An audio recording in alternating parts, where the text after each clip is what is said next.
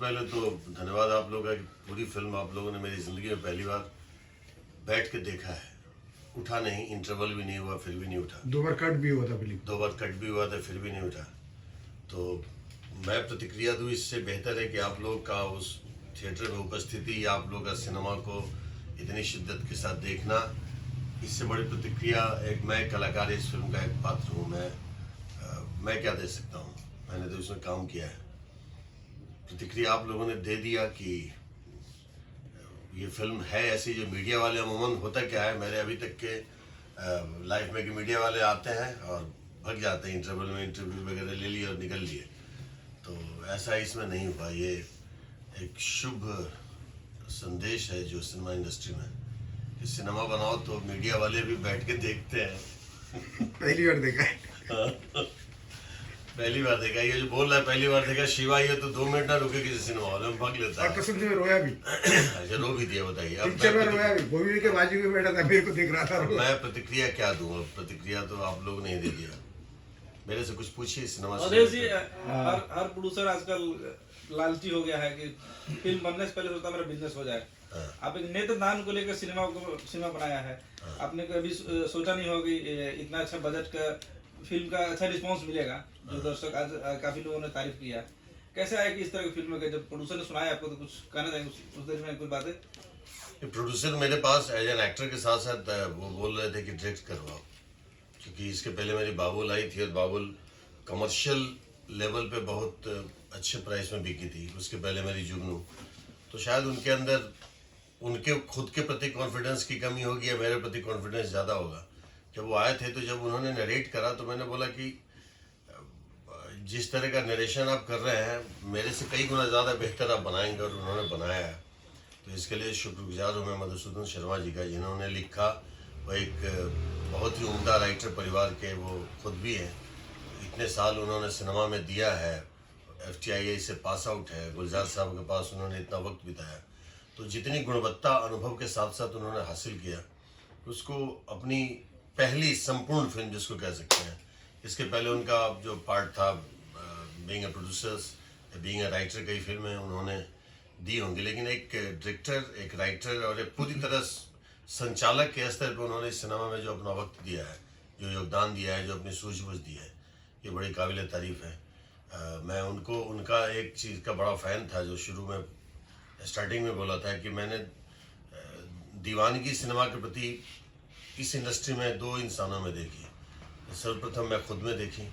मेरे लिए दूसरा प्यार नहीं है सिनेमा के अलावा। मुझे लगता है कि मेरे से बड़ा खुशनसीब नहीं है कोई जो सिनेमा इंडस्ट्री ईश्वर ने दिया है। तो पागलपन है मेरे में, लेकिन मैं अपने से ज़्यादा पागल देखा वो मधुसूदन शर्मा जी को। तो मधुसूदन शर्मा जी, आपको कोटि कोटि प्रणाम। बनाते रहिए। एज ए विलेन आपको काफी लोग पहले कोसते थे। इस तरह के काफी फिल्में आपने जो अभी आपने किरदार किया, काफी टाइम से अभी करना शुरू कर दिए हैं। अब बाहर जाते हैं कभी प्रमोशन के लिए, तो क्या कुछ रिस्पॉन्स मिलता है लोगों के बीच में? मैं बताऊं, मुझे पॉपुलैरिटी बहुत मिली। पैरेलल टू हीरो मेरी पॉपुलैरिटी रही है ईश्वर की कृपा से। जब से मैं सिनेमा इंडस्ट्री में आया, कदम पीछे न मुड़े हमारे। अब आगे बढ़ने का अवसर दिया भगवान ने, आप लोगों के प्यार ने। मेहंदी लगा के रखना एक फिल्म मेरी आई थी, जहाँ से मैंने विलन को नज़रअंदाज करके एक पॉजिटिव किरदार में अपने आप को लाने की कोशिश की थी। लोगों ने उसको सराहा, बहुत प्यार दिया, बहुत सम्मान दिया। लेकिन मेरी फिल्म जब से बाबुल आई है, बाबुल ने जो मेरी प्रतिष्ठा बढ़ाई है, वो मैं कभी सपने में नहीं सोच सकता था कि हमसे बुजुर्ग लोग हमारे पाँव छू करके और बाबुल की बात करते हैं कि क्या फिल्म बनाया, बहुत रुलाया, रोते रोते रह गया। तो केवल ये रोना देखिए, रुलाना रो लेना बहुत आसान काम है, लेकिन रुलाना किसी को वो बड़ा टफ जॉब हो जाता है। क्योंकि हम जब तक फील नहीं करेंगे तो अपनी फीलिंग दूसरों तक हम इम्प्लीमेंट नहीं कर सकते हैं।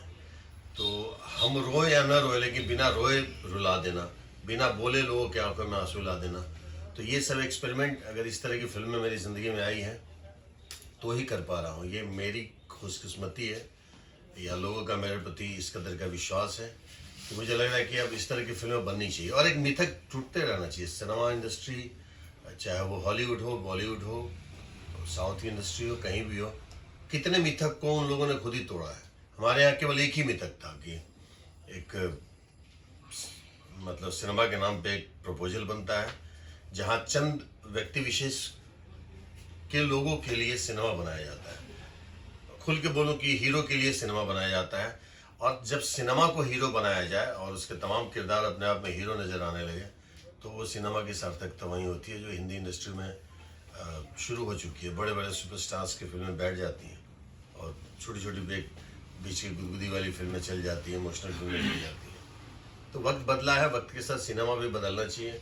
सिनेमा नहीं अगर बदलेंगे हम लोग तो वक्त हमें भगा देगा यहाँ से।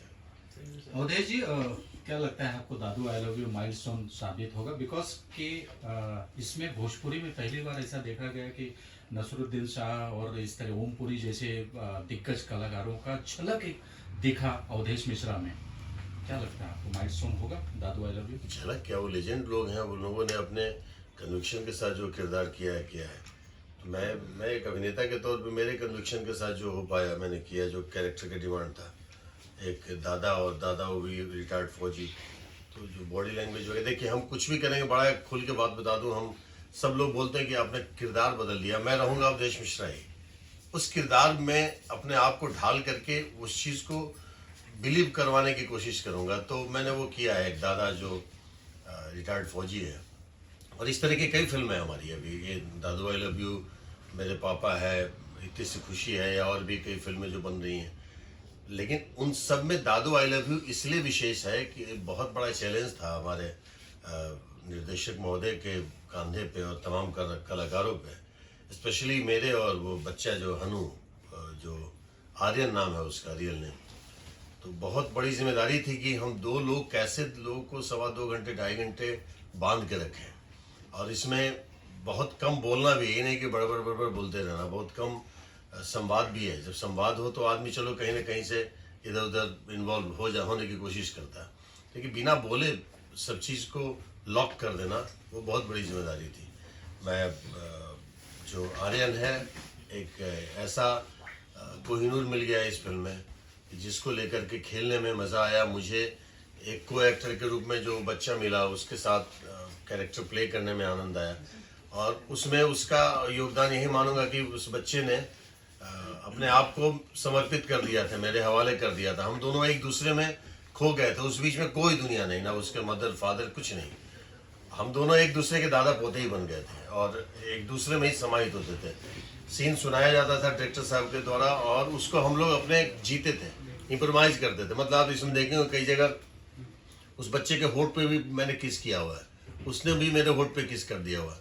मतलब कोई पर्दादारी नहीं थी, कोई कलाकारों की बातें नहीं थी, एक रिश्ते में ढल जाना वो उस फिल्म की बड़ी खासियत है, जो मैंने भी फील करा कि अगर शायद इतना सपोर्ट एक को एक्टर का नहीं होता तो नहीं मिलता। बाकी दोनों जो इसमें और किरदार हैं, हमारे 3 और किरदार हैं। एक है मिंटू भाई जो अजय सिन्हा जिनको बोलते हैं, उन विलन का थोड़ी देर का एक पोर्शन उन्होंने बहुत स्ट्रांगली किया।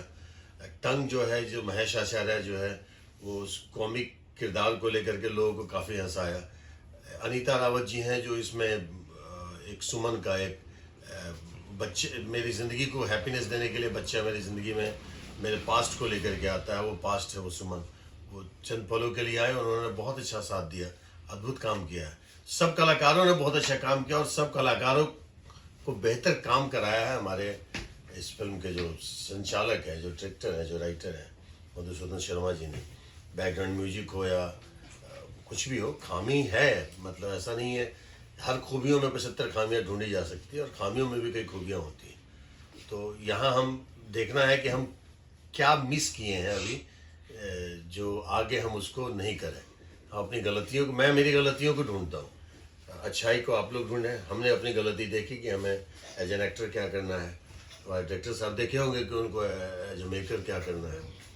बेहतर है कि आप लोग एक अपनी प्रतिक्रिया दर्शकों के बीच में बड़ी ईमानदारी से, जिसको जेन्युइन समीक्षा बोलते हैं, वो लेकर के आइए, तो शायद बदलाव की शुरुआत हो जाए। Thank you sir.